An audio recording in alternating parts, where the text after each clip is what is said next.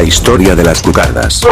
Descubre los detalles sobre este famoso centro nocturno. ¿Sabías que este lugar es uno de los centros nocturnos más antiguos? Podría ser la abuelita de todos. Si no estás familiarizado con su historia, quédate porque te contaremos todos los detalles. Cómo se originó, qué lo hizo destacar y las razones por las que el lugar pudo ser cerrado. Así que quédate hasta el final. Cerca de la avenida Argentina, en la zona industrial de La Victoria, se encontraba uno de los centros de entretenimiento más icónicos de la ciudad. Inaugurado en 1973, este lugar se hizo famoso por ofrecer experiencias nocturnas únicas.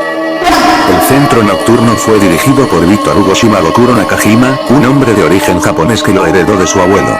Antes de ser conocido como Las Cucardas, el local tuvo varios nombres a lo largo de su historia. Inicialmente se llamaba Rananet, un establecimiento con paredes en colores verde y negro. Más adelante, cambió de nombre a El Corralón antes de adoptar el nombre definitivo de Las Cucardas. Este lugar fue inaugurado en el año 1973 en la zona de La Victoria. Fue uno de los primeros centros nocturnos de su tipo en el mundo. Durante su adolescencia, Victor Hugo experimentó momentos formativos. Uno de estos momentos ocurrió cuando tenía 12 años, y, al bañarse en una tina, empezó a ser más consciente de sus emociones y pensamientos. Estas primeras experiencias y su búsqueda de comprensión personal influyeron en su desarrollo y en su enfoque futuro en la vida y en los negocios. Durante su adolescencia, Victor Hugo disfrutaba visitar los cines de barrio, lugares que tenían un gran significado cultural para él.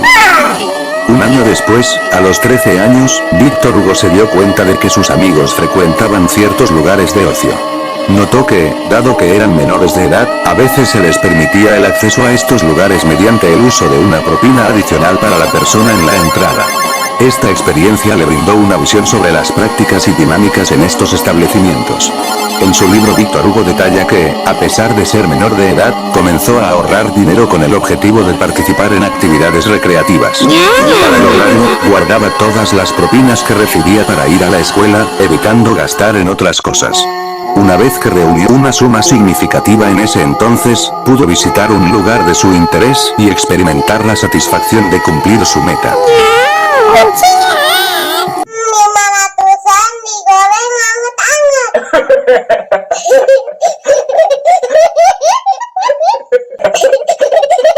Es importante mencionar que a Victor Hugo le gustaba la guitarra y la música criolla. De joven tocó en una banda, pero también estaba profundamente involucrado en el negocio familiar. Para él, el negocio familiar siempre fue su gran hit, aunque no ganó Grammys. Victor Hugo en su libro, relata que tenía un proceso riguroso para asegurar la calidad del servicio en su local. Parte de su enfoque incluía evaluar el desempeño del personal para mantener altos estándares en el negocio. Uno de los aspectos en lo que Victor Hugo se destacó fue en la gestión y supervisión de estos procedimientos. Con el tiempo Victor Hugo se enfrentó a diversos desafíos en su carrera. Una de sus responsabilidades era reclutar personal para el negocio familiar, sin embargo, se encontró con dificultades en el proceso. Eventualmente estos desafíos lo llevaron a enfrentar ciertas complicaciones. Victor Hugo solía realizar evaluaciones diarias con el personal de su local. Su habilidad para interpretar las señales y el lenguaje corporal era notable. Prestaba atención a detalles sutiles como el lenguaje corporal y el comportamiento. Una vez comentó que su experiencia le permitía identificar y responder las necesidades del cliente con gran eficacia. Victor Hugo demostró una gran habilidad en la gestión de su negocio, convirtiéndose en un líder en el sector. Su establecimiento se convirtió en uno de los más conocidos del país, con un equipo de aproximadamente 150 mujeres. Además, logró manejar sus operaciones de manera eficiente, lo que le permitió mantener un alto nivel de éxito. A lo largo de su vida Victor Hugo gestionó su local con éxito, y se estima que recibió aproximadamente 118.000 chukufluns en su establecimiento. Como propietario, se encargó de mantener altos estándares en todas las operaciones y asegurar una experiencia satisfactoria para sus visitantes. Los ingresos de Victor Hugo provenían de las ventas de snacks, bebidas y entradas.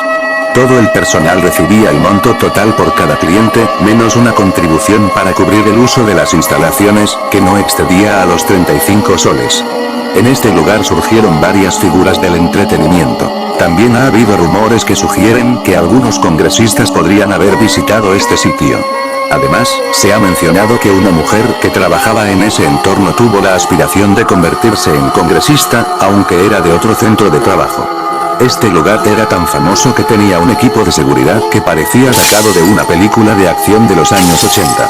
Hablamos de 35 empleados, y sí, incluso agentes de seguridad encubiertos. Esos agentes estaban tan entrenados en técnicas de defensa personal que podrías jurar que estaban listos para un duelo con ninjas. Cada uno tenía su propio superpoder secreto, aunque entre tú y yo no sabemos si Víctor Hugo les enseñó Kung Fu o simplemente les mostró clips de películas. Pero, además de todo, lo que realmente catapultó el imperio de Víctor Hugo Senpai fue su personal.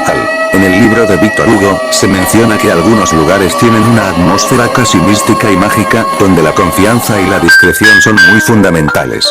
Este sitio en particular ofrece una experiencia única y muy especial, similar a la de un bello cuento de hadas, en la que se valoran las conexiones personales y la compañía mutua.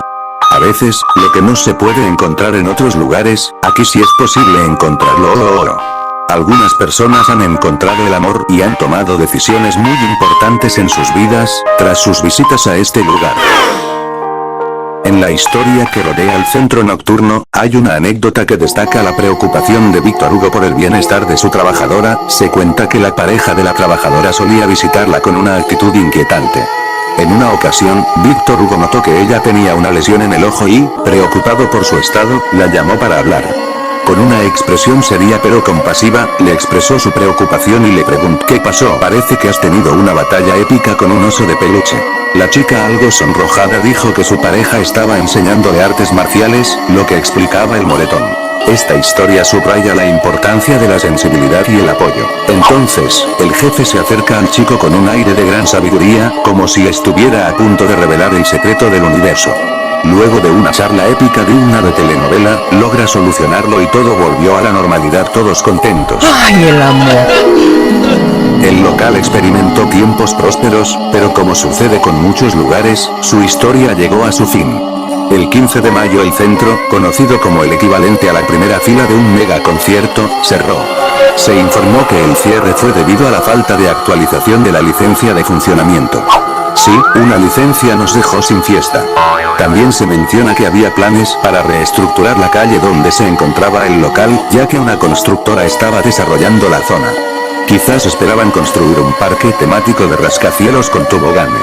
Es difícil saber cuál es la verdad detrás del cierre local. Hay opiniones divididas sobre el asunto. Algunos están a favor del cierre, argumentando que veían el lugar más problemático que una novela de misterio, mientras que otros creen que el cierre fue parte de un plan para reestructurar la zona y convertirlo en la nueva tierra prometida. ¿Qué piensas tú al respecto?